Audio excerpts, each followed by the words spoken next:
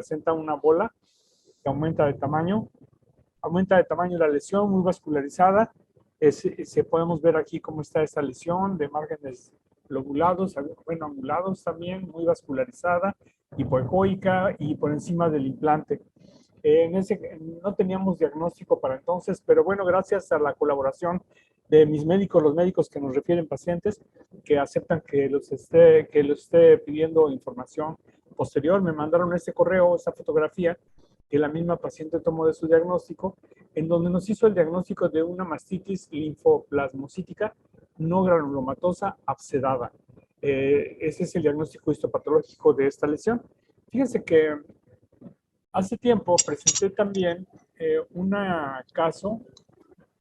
presenté un caso de una paciente de 42 años con una masa palpable en la mama derecha. Fíjense cómo en esta proyección medio lateral no se delimita una franca masa, así como la paciente lo refería. En la proyección craneocaudal podemos ver que hay una asimetría, hay una imagen más densa en este sitio, pero no tanto como una lesión concreta, una bola, una lesión bien definida, ¿no? Se hizo ultrasonido y en el ultrasonido se encontró esta lesión hipoecoica, circunscrita, con sombra acústica, de márgenes, bueno, no circunscrita, de márgenes microlobulados, que es muy dura. De hecho, al momento de hacer la biopsia, la aguja tuvo mucho trabajo para penetrar y lograr una muestra satisfactoria. El diagnóstico en este caso fue de una mastitis aguda y crónica de tipo granulomatoso. Este es un caso que ya he presentado en alguna sesión hace ya varios años también, pero lo traigo a colación porque estamos hablando del hallazgo de una mastitis. Y las mastitis granulomatosas, fíjense que no son tan frecuentes realmente. Lo importante es que las mastitis fácilmente se pueden confundir con un cáncer avanzado. Por lo tanto, esas lesiones siempre deben de ir a biopsia. De hecho, en el Iztecali, entre los años del 2017 al 2018, realizamos en el servicio de imagen 71 biopsias. Bueno, o sea, el equipo, el doctor Ricardo y el doctor Piña, todos colaboramos con esta presentación y encontramos de estas 71 biopsias, fíjense, todas estas lesiones malignas, de las cuales la inmensa mayoría obviamente fueron adenocarcinomas, las demás de menos frecuencia. Y de las lesiones benignas, fíjense que la mayor parte fueron fibrosis, que generalmente son lesiones cicatriciales, que también se pueden confundir con lesiones espiculadas, sospechosas de malignidad, y fibroadenomas.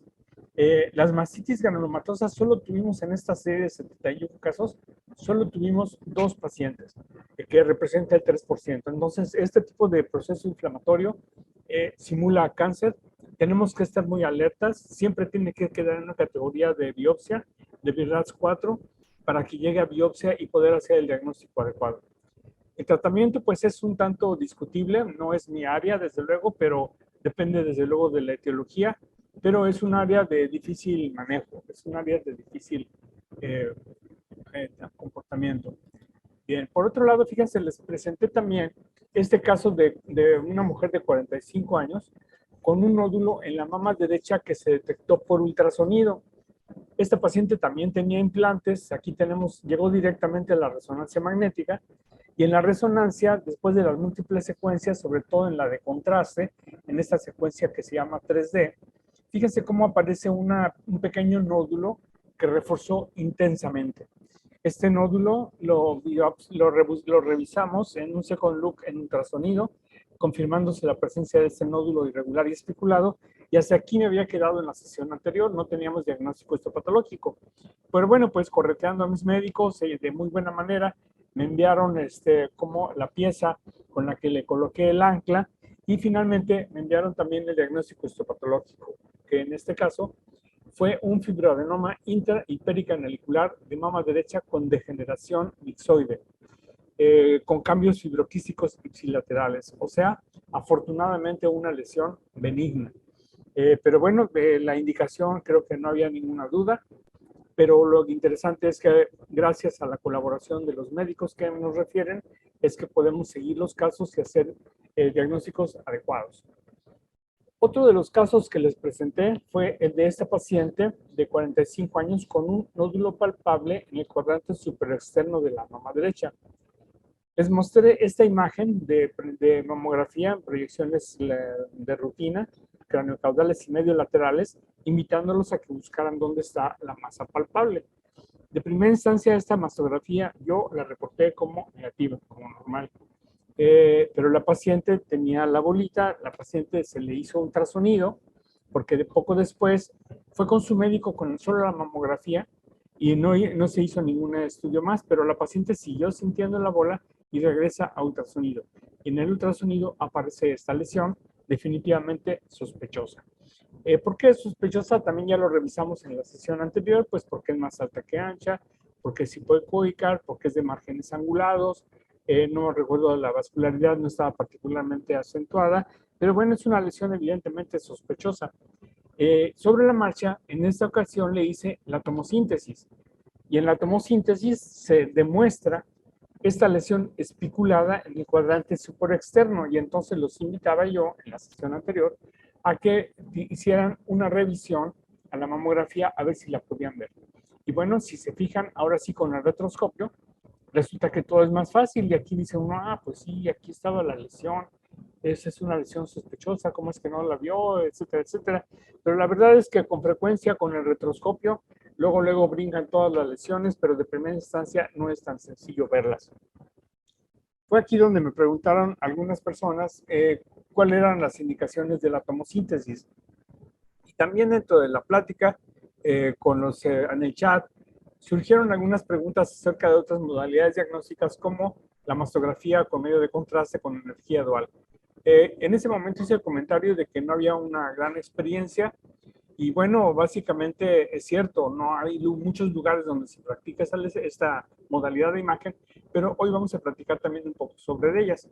De esta manera tenemos ya que hablar un poco sobre las dos modalidades de imagen, que son la tomosíntesis, la mastografía con contraste y su competencia, que es la resonancia magnética.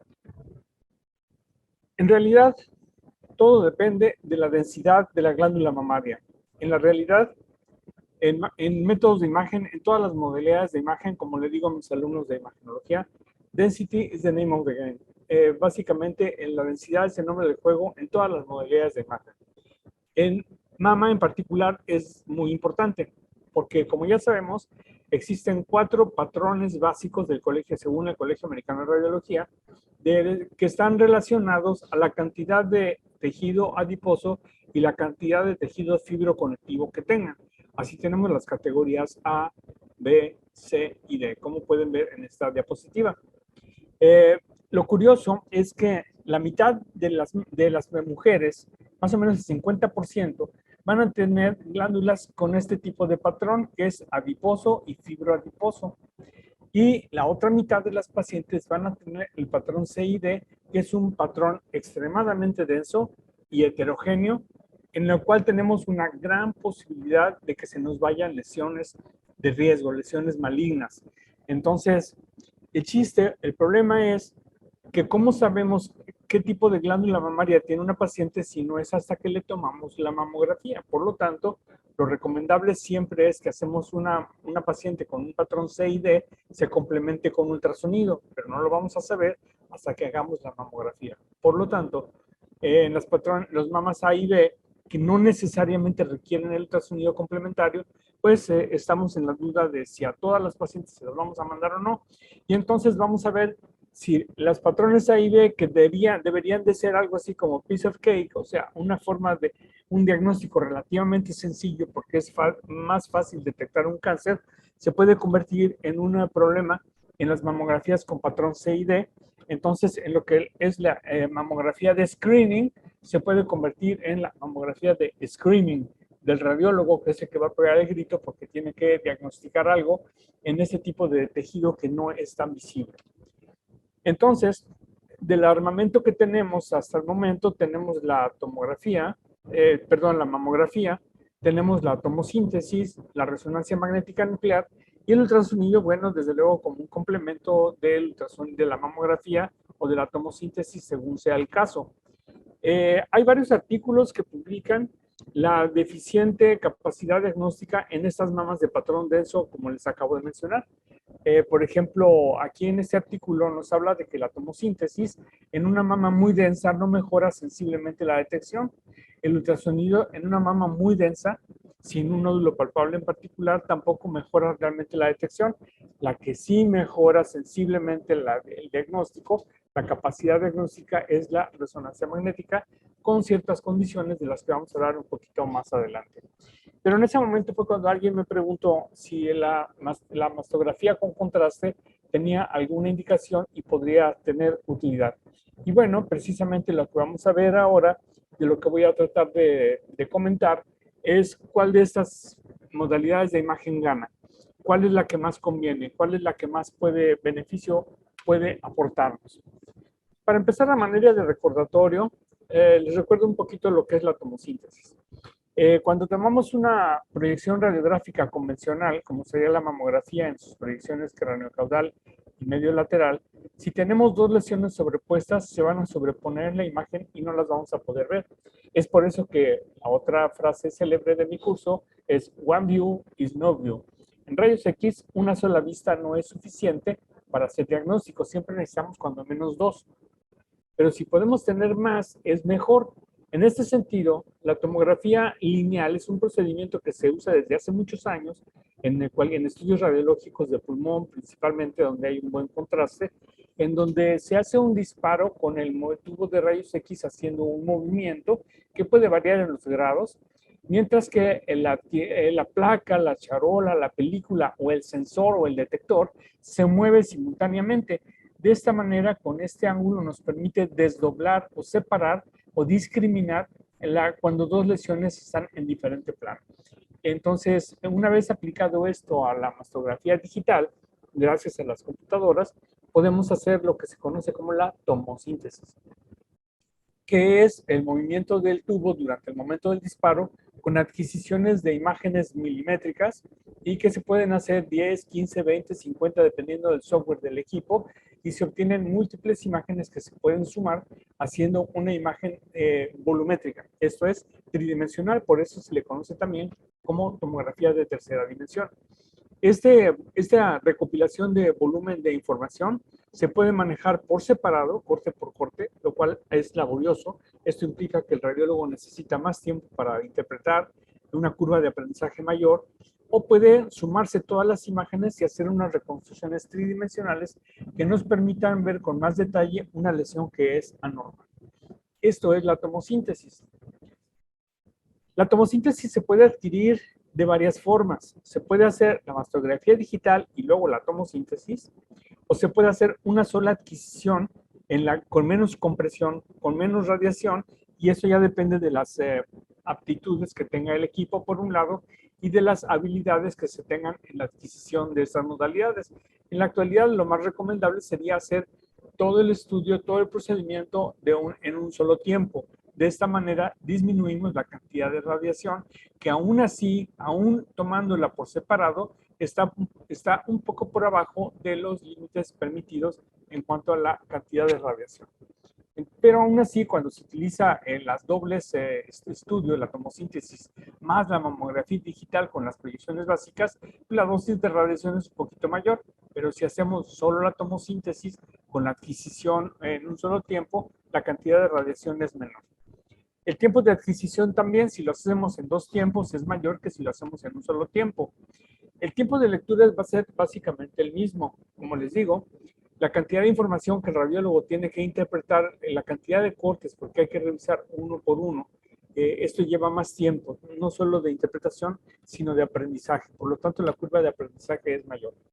Y otro de los problemas que representa la tomosíntesis es precisamente la capacidad de almacenamiento de las imágenes. Fíjense que el volumen de las imágenes DICOM de la tomosíntesis es mucho mayor, y ahora por norma se tienen que conservar los estudios durante, me parece, 5 años. Entonces la cantidad de información es muy grande y el almacenamiento es un verdadero problema. La otra, desde luego, es la sobreinterpretación o la subinterpretación con las falsas negativas o falsas positivas que este método pueda dar. Pero tiene ventajas, miren.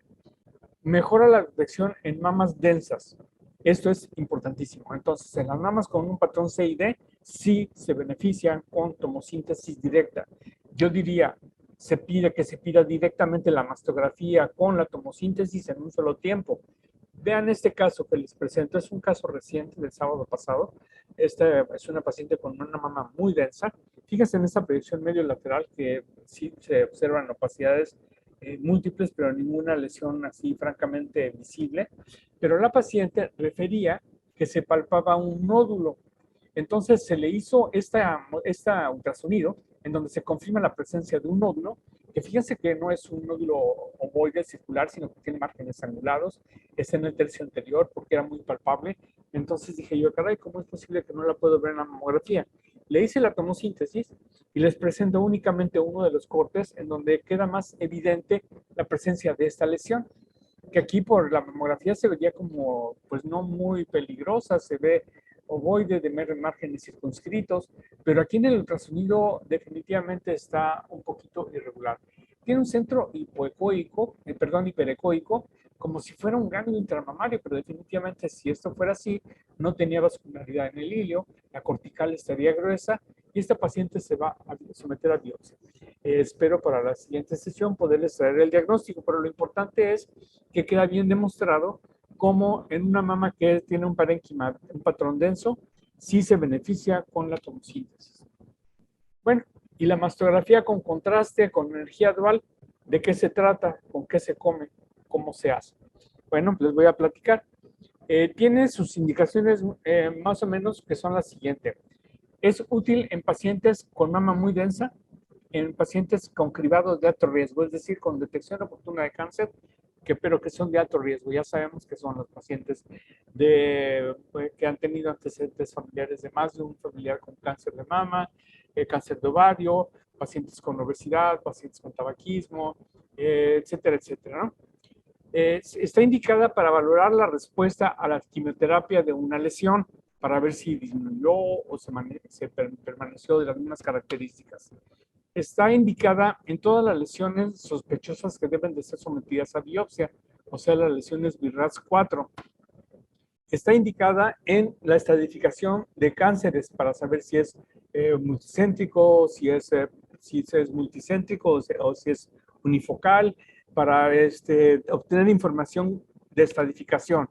Y está indicada, ese es el punto importante, cuando no se puede realizar resonancia magnética. Esta es una de las indicaciones. Bien. ¿Qué ventajas tiene la mamografía con medio de contraste?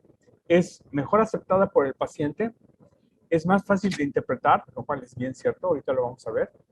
Es rápida de realizar porque no lleva más que unos 5 minutos, 2 minutos técnicamente en la adquisición de las imágenes y tiene una menor curva de aprendizaje para la interpretación. Esas son las ventajas y esas son las indicaciones. ¿Cómo se realiza? Bueno, se canaliza una vena del paciente, generalmente con un catéter de calibre 20 o 18. Se administra medio de contraste yodado de la mayor cantidad de yodo posible, 300, 350, y se administra 1.5 mililitros por kilo de peso. Esto implica que una paciente, digamos, de 80 kilos más o menos, se va a llevar como 120 mililitros de medio de contraste, lo cual ya llama la atención porque no es una cantidad que se pueda ignorar. En la tomografía ahorita, con las tomografías multicorte, se está tratando de disminuir la cantidad de medio de contraste que se administra. Y podemos hacer angiotomografías con 40, 50 centímetros de contraste, con el equipo adecuado, con una buena vena y con el software adecuado para seguir el rastreo. Desde luego, como se administra contraste, hay que hacer una evaluación previa de la función renal y ante cualquier sospecha de alteración, pues ya está negada. Se realizan 2 exposiciones de cada mama, una en proyección craneocaudal y otra en medio lateral, aunque ahorita vamos a revisar que también hay variantes. Se administra medio de contraste a una velocidad de 2.5 o 3 mililitros por segundo. Esto implica que lo recomendable es tener un inyector dedicado exclusivamente a eso, y eso ya es una limitante técnica. No es que en cualquier gabinete serio no haya un inyector automático, pero no es tan fácil tenerlo a la mano exclusivamente para la mamografía, además de que el espacio que se requiere pues, es un poquito más complicado. Aquí tenemos el inyector, aquí tenemos una paciente que ya está canalizada y se procede a realizar el procedimiento. Pero fíjense que hay dos modalidades de imagen de adquisición para la tomografía, para la mamografía con medio de contraste. Está la que se conoce como CESM, que es la mamografía con realce de contraste espectral o de energía dual con sustracción temporal. Así, ya sé que no, ahorita les explico. Y tenemos la mamografía con realce de contraste con técnica de adquisición temporal. Entonces aquí la diferencia es esta. La diferencia de la CESM, la mamografía con contraste simple, es que se realiza en 2 minutos, con menos adquisiciones. En cambio, la que se utiliza adquisición temporal, si bien tiene sus ventajas, como son que la poder adquirir una curva de comportamiento del medio de contraste, como lo hacemos con la resonancia, nos lleva mucho más tiempo de adquisición. Este estudio se lleva como 15 minutos. Y estos 15 minutos tienen varios problemas. Uno, que la paciente tiene menos tolerancia hasta los 15 minutos en el proceso. Dos, que hay más artefactos de movimiento y eso limita la adquisición. Y algunos otros problemas técnicos dependiendo del software que se utilice y el equipo. Tiene mayor cantidad de artefactos de movimiento, mientras que la mastografía con contraste simple tiene menos problemas de contraste. Entonces, hasta la fecha, los que sí hacen la mastografía con medio contraste prefieren hacer este procedimiento que es el CESM y es básicamente sobre el que más he encontrado literatura y práctica de algunos lugares donde la realizan. Por otro lado, déjenme explicarles, aquí cuando hablamos de contraste espectral o de energía dual con sustracción temporal, déjenme explicarles lo que es el proceso de sustracción. Es un proceso fotográfico. Los que trabajábamos en cuarto oscuro, antes de que existieran las modalidades digitales, que ya no necesitan un cuarto oscuro para procesar imágenes, ya el puro celular lo hace. Sabemos que una fotografía en papel, una impresión en papel de una foto del personal, por ejemplo, como en este caso, nos entregan una foto en papel que es el positivo. Ese papel se logró porque se utilizó una estructura transparente, que es el negativo, que fue sometida a una exposición de luz. Esta luz atravesó en la película del negativo, la película fotográfica, según lo contrastado que esté, deja pasar cierta cantidad de luz para obtener la imagen. De manera que este mica es lo que se conoce como el negativo. Entonces, si yo sobrepongo una imagen de negativo sobre un positivo, lo que voy a ver es esto, o sea, nada, porque se sustraen, se neutralizan los blancos con los negros de una modalidad con la otra, del positivo con el negativo. Bien, si a una de estas dos imágenes le agrego yo algo, como este asterisco, como no está en el positivo, a la hora que sobreponga las dos imágenes, ¿qué va a aparecer? Pues va a aparecer lo único que es diferente a las dos imágenes. Esto es el asterisco. De manera que en este proceso de sustracción, tanto fotográfica como radiográficamente, se toma una máscara, o sea, es un negativo, luego se hace electrónicamente una imagen positiva, se inyecta el medio de contraste y lo que se pinta es lo que vamos a poder ver sin artefactos de todo lo demás que rodea nuestra fotografía. Espero que con eso más o menos se entienda. Si no, pues ya tenemos que tomar otro curso de fotografía, que como les digo, cada vez se escasea más. ¿Y esto cómo se aplica en la mamografía? Bueno, en la mamografía lo que se hace es obtener dos proyecciones dos imágenes de la misma proyección, cráneo caudal y medio lateral, una con bajo kilovoltaje, como se utiliza, como se hace normalmente, 20, 25, 30 kilovolts de exposición, y luego una con alto kilovoltaje, casi, digamos, inmediatamente. Entonces, se suman estas dos modalidades y no vamos a ver nada excepto lo que aparezca entre una de las dos, que va a ser el medio de contraste llegando a una lesión altamente vascularizada y es donde vamos a poder ver una zona de mayor opacidad que corresponde al tejido vascularizado, que vamos a considerar es el neoplásico.